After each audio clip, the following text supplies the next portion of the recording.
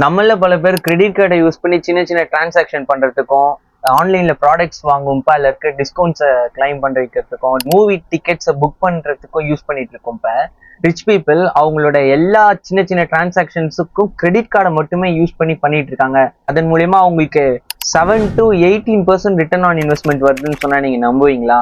ஆமா, அது உண்மை.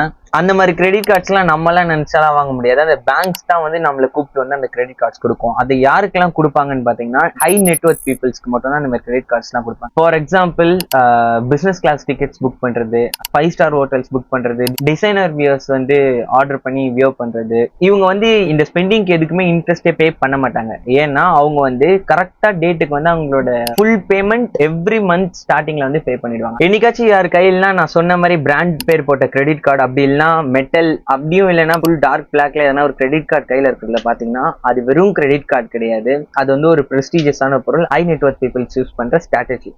அவங்க நம்மள மாதிரி நார்மல் பீப்புள் கிடையாது गाइस, சொன்னா புரிஞ்சுங்க. இதுக்கு முன்னாடி நீங்க எப்பனா அந்த மாதிரி கிரெடிட் கார்டு பாத்தீங்களா? உங்க எக்ஸ்பீரியன்ஸை கீழே கமெண்ட்ல ஷேர் பண்ணுங்க.